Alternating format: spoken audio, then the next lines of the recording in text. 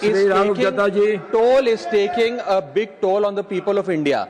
Sir, toll plaza पे persistent congestion, अटर mismanagement और over profiteering के चलते एक आम आदमी का अनुभव इनकन्वीनियंस से इनजस्टिस में बदल चुका है।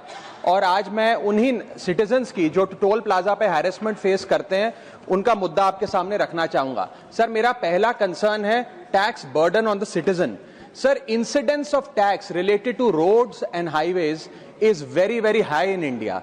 पहले हम इनकम टैक्स इनकम के माध्यम से जब गाड़ी खरीदते हैं तो उस पर जीएसटी और नाना प्रकार के जो टैक्सेस देते हैं उसमें रोड टैक्स और इंफ्रास्ट्रक्चर सेस भी भरते हैं।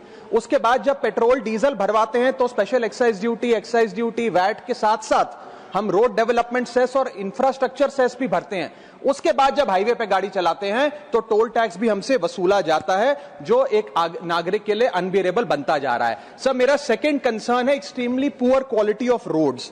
सर, इतना टैक्स भरने के बाद हम उम्मीद करते हैं कि रोड की क्वालिटी अच्छी होगी, ड्रेनेज सिस्टम अच्छा होगा, लेन डीमार्किंग होगी, लाइटिंग होगी और सेफ्टी इंफ्रास्ट्रक्चर होगा, लेकिन यह भी हासिल नहीं होता और इसी के साथ साथ नेग्लिजिबल मेंटेनेंस का भी शिकार होना पड़ता है, जिसके चलते गड्ढे, पॉटहोल्स, ब्लैक स्पॉट्स और सरफेस डिफॉर्मिटीज देखी जाती हैं और हजारों लोग रोड एक्सीडेंट्स का सालाना शिकार होते हैं।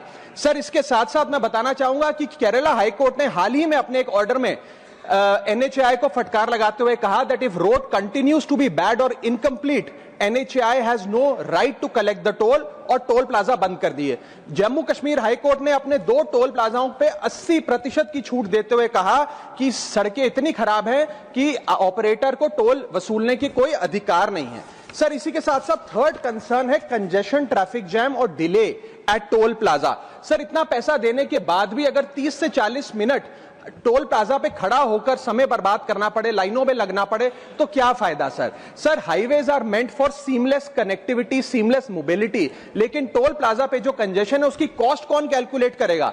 सबसे पहले गाड़ी ऑन रहती है, उसकी फ्यूल कॉस्ट, दूसरा आदमी का समय बर्बाद होता है, उसकी प्रोडक्टिव मैन पावर कॉस्ट, उसके साथ साथ शेड्यूल डिसरप्ट होता है, जॉब इंटरव्यू कैंसिल होता है, बिजनेस अपॉर्चुनिटी लूज होती है, एग्जाम कैंसिल होता है, उसकी अपॉर्चुनिटी कॉस्ट। इस तमाम कॉस्ट को अगर आप जोड़ेंगे तो पाएंगे कि एक invisible cost to our economy है जिसके बारे में कोई बात नहीं करता। इसके साथ साथ कई सारी लेन्स तो ऐसी हैं सर जिसमें लोग नहीं बिठाए जाते, बैरियर नहीं होते, जिसके चलते कंजेशन होता है। और मेरा चौथा कंसर्न कि फुल कॉस्ट रिकवरी के बाद भी टोल वसूला जाता है 20-20, 30-30 साल तक।